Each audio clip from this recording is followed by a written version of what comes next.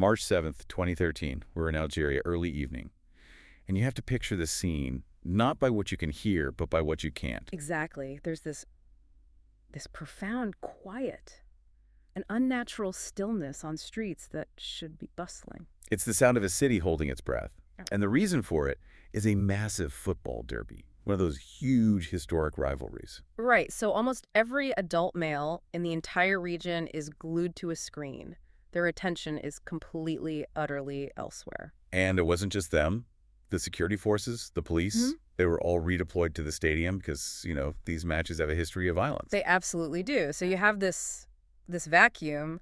The streets are basically unguarded, exposed, a calculated window of opportunity. It's in that precise window that two best friends, Haroun, who's 10, and Ibrahim, just 9, are outside their homes just playing. They have no idea that this collective obsession with a game has created the one moment, the one unprotected hour that makes them a target. And this is why this case just exploded. It became, one of the biggest public opinion cases in modern Algerian history. Because the timing wasn't an accident. It was deliberate.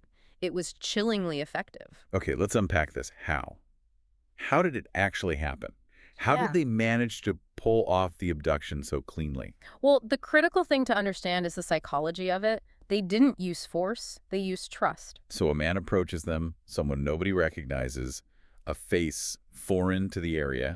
And he doesn't look like a monster. He just looks lost. The pretext is so simple, so benign. He asks for directions. And Haroun and Ibrahim, being kids, they want to help. They start pointing the way. And he uses that little thread of connection. He doesn't just thank them and leave. He starts walking with them, asking more questions about the area. And in doing so, he just gently separates them from the other kids. It's a smooth manipulation. Completely. He keeps up this appearance of just a normal conversation, and then he asks them, just walk me to the spot quickly and come right back. It sounds so casual, so harmless. And the boys, they went with him? They went willingly. Their trust was perfectly exploited. But one of their friends, one of the other kids playing nearby, he felt something was wrong. A real sense of dread. And that anxiety didn't come from nowhere. You have to remember the context. There were all these stories going around at the time about kidnappings. So parents were already on edge? Very on edge. They were constantly warning their children, don't talk to strangers. So that fear was already in the air. And this one kid, he felt it. He waits. He expects to see them come right back, but they don't.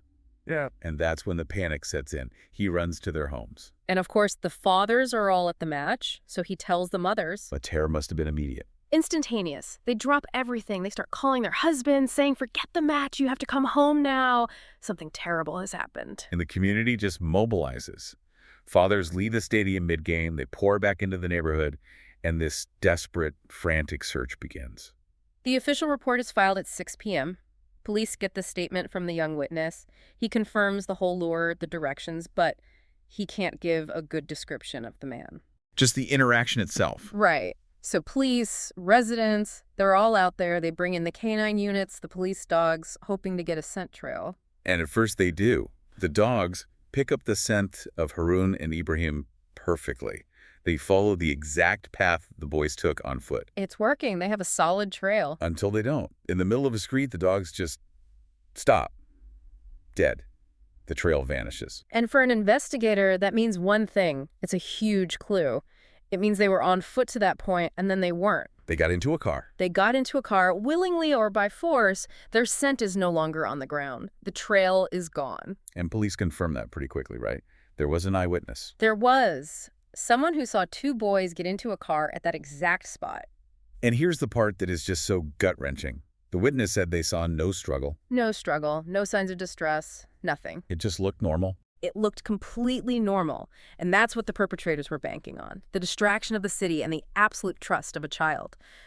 But 5 days go by, 5 days of this agonizing search, and that initial fear starts to turn into this crushing dread. The pressure must have been enormous. Immense. The media is all over it. The police dragnet is getting wider and wider, and that pressure is what forced the kidnapper's hand. The break comes on the night of Tuesday, March 12th.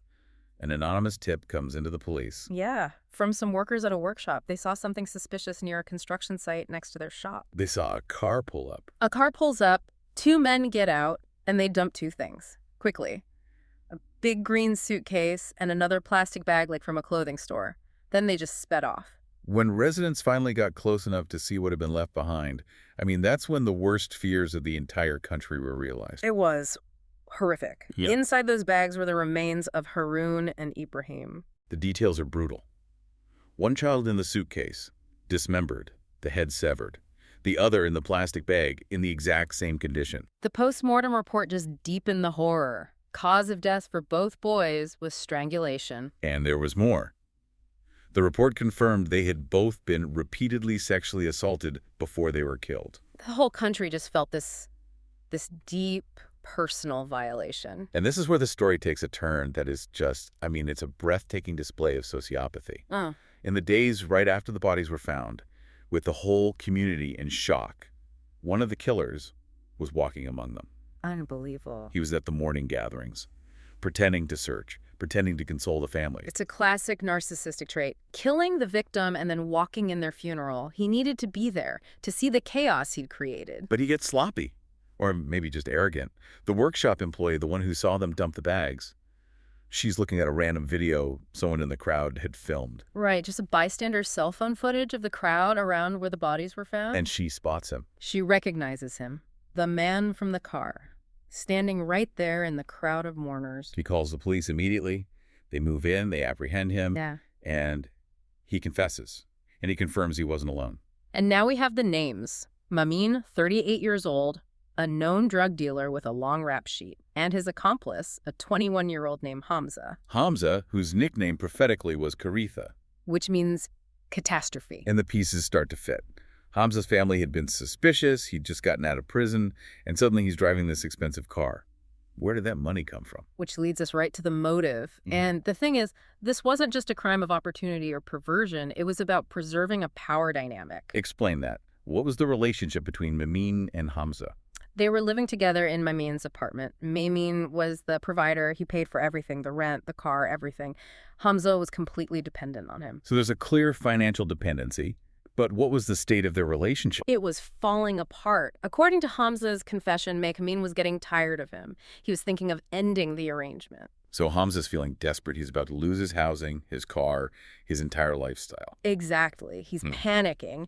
And to try and secure his position, to reestablish his value to Mamine, he makes this horrifying proposal. He offers to find children. He offers to find children for Mamine to assault. It's a transaction, an act designed purely to appease Mamine and keep his own comfortable situation going. It's a crime born from self-preservation. And the football match was the perfect cover. The empty streets, the distracted police, but the murders.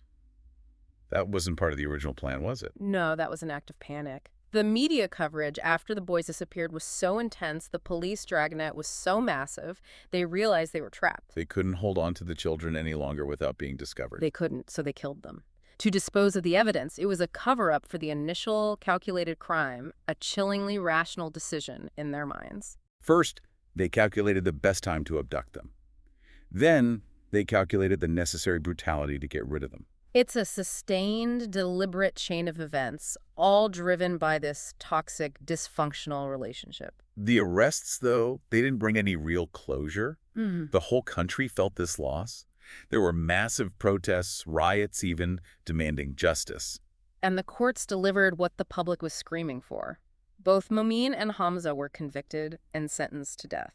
But, and this is the final frustrating twist in this story, the sentence was never carried out. Right. And this is because of a specific feature of Algerian law. There's been a moratorium on all executions since 1993. A policy put in place for reasons that had nothing to do with a crime like this. It was a product of the Algerian Civil War and subsequent international pressure. So even though the court gives the death sentence, the state itself will not carry it out. So Mamine and Hamza are still alive. They are alive today, serving perpetual sentences in prison, which creates this incredible tension in society. The system has acknowledged the horror of the crime with its harshest sentence, but a legal mechanism, frozen in time, prevents what the public sees as the final act of justice. So what does this all mean? It leaves you with a really challenging question to think about. When public outrage over a crime this horrific is so overwhelming, what is the ultimate purpose of justice when a legal policy enacted decades earlier for entirely different reasons stands in direct conflict with that moral demand for finality?